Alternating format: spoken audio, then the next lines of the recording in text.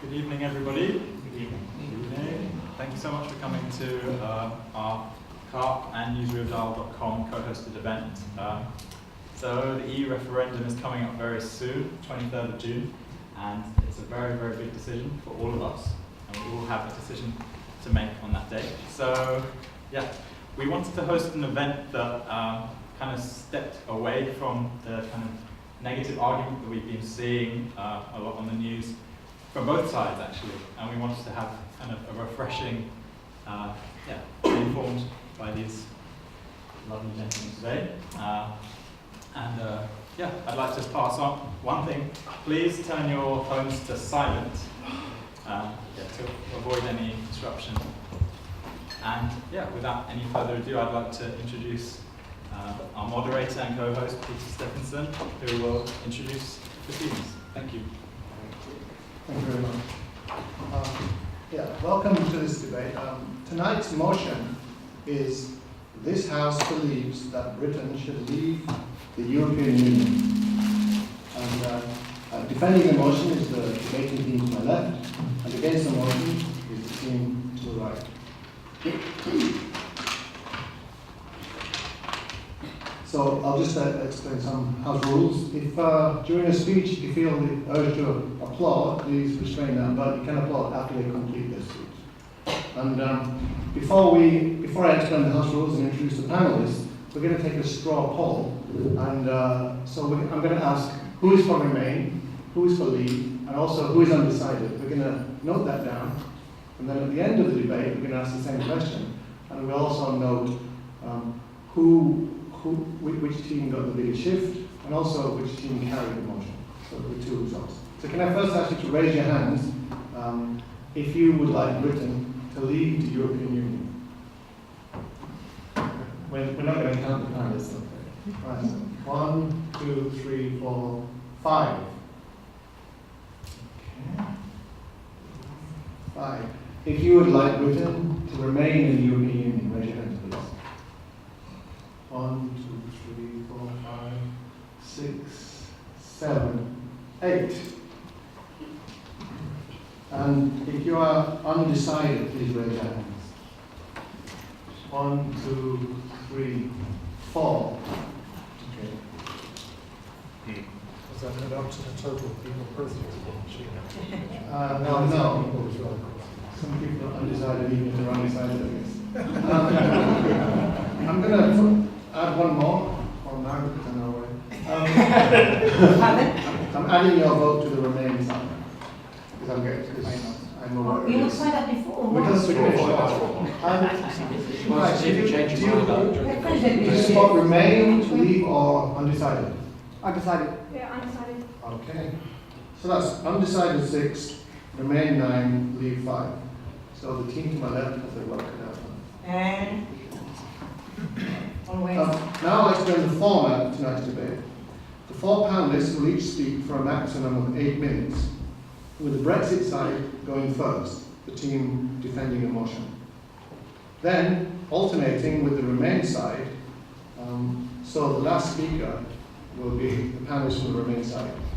While each panelist is giving their initial presentation, the other panel members may request leave to raise a point of information. That is just the panelists, not the audience, I'm afraid. The speaker may decline this request or accept it. It's their choice. After the 4 panelists have delivered their initial speech, the round will then repeat. The second round of speeches will be only 4 minutes in length, again with the opportunity for points of information raised. The second round of shorter speeches will be at the speaker's discretion.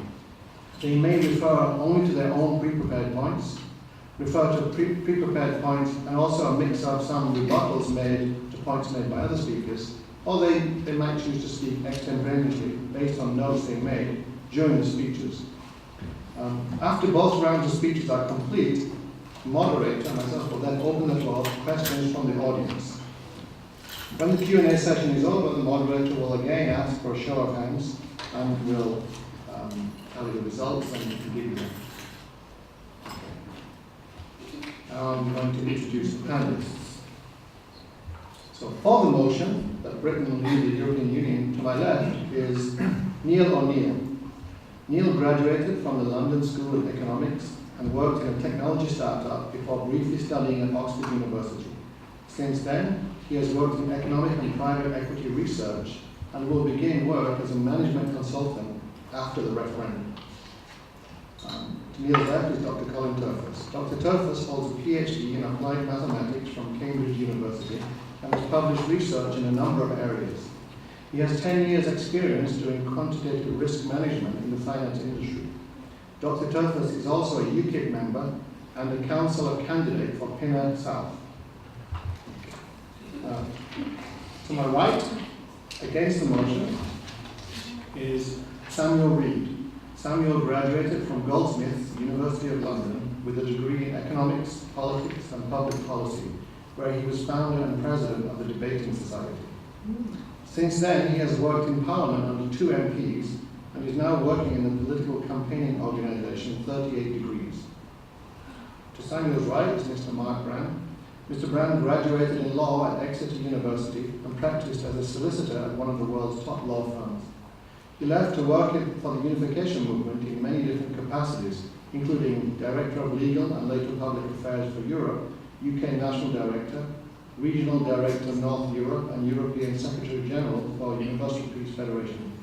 He also served as Director for Europe, the Middle East and Africa of United Press International, and still serves as Director of Special Projects Europe for the Washington Times. So, please welcome our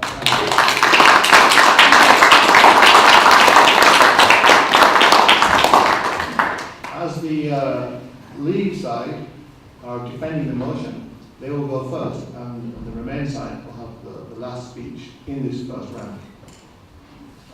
One other issue is, please do not raise points of information during the first minute or the last minute. Okay, so Neil, I believe Dr. Turfus is going first. So we will begin with Dr. Turfus, and you have 8 minutes starting from now. Good evening, ladies and gentlemen. For over half a century now, a project has been underway to transform Europe from its post-World War II chaos into a coherent, unified whole. Opinions vary as to whether the cost of what has been lost is mitigated by the purported gains, but it cannot be denied that, in terms of its growth in size and scope, it has been an extremely successful political project. To what can this success be attributed? And why is it that, when voices of dissent are now being heard ever more widely across Europe, that so many continue to defend the track record of this European project, even in the places where the dissent is greatest? In a recently written Theos report, Ben Ryan has argued that the founding vision of the European Union was essentially a moral one, based on the twin pillars of solidarity and subsidiarity. And he argues that this was key to its success. And I would tend to agree with Ben Ryan.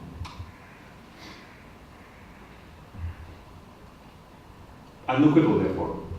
But nor it is my suggestion that we in Britain should turn our back on this vision to pursue instead our own separate interests, as the Brexit argument is often portrayed as being about. No, I'm not going to try and sell you that vision tonight. Rather, it is my claim that the European project has not been true to its founding moral vision, but rather has become drunk on power and needs to be reined in. David Cameron made a big show, you may remember, a few months back, of his attempt to do precisely this earlier this year. You may have read his Bloomberg speech with a great vision of how he was going to change the many things which he said were wrong with the European Union. Well, when he prepared his shopping list, when he actually went there to get, there was a lot less on it. But when he came back, do you remember the so-called renegotiation? Probably not, because we've heard so little about it, because so little was achieved. The results were visible. But those of us who have been close observers of the EU for long enough knew that this was going to happen, and could have, and many did, foretell it. So, what of the first pillar, solidarity? Well, this was captured in the May 1950 Schuman Declaration as follows. Europe will not be made all at once or according to a single plan. It will be built through concrete achievements which first create a de facto solidarity. So the essence of solidarity, I would argue, is that we share a common identity with our fellow human beings. No one can disagree with that as being a good idea and a good thing. But notice how in the Schuman Declaration, solidarity is presented as a means to an end. The making of Europe. The solidarity is a brick which is being built along the way to the making of Europe through concrete achievements. But while the onward march of this European project continues apace, if you stand back from the present perspective and ask, can we really say it is increasing solidarity and a sense of common identity in Europe? Really? The Grand Eurozone plan, which was the biggest plank in this project, to be the cream on the cake, as it were, finally bringing everyone together, almost into the United States of Europe, has opened up now huge divisions between North and South European. And the free movement of immigrants across the Schengen area, again, a great plan which was going to bring unity and solidarity across the peoples, across all the nations of Europe.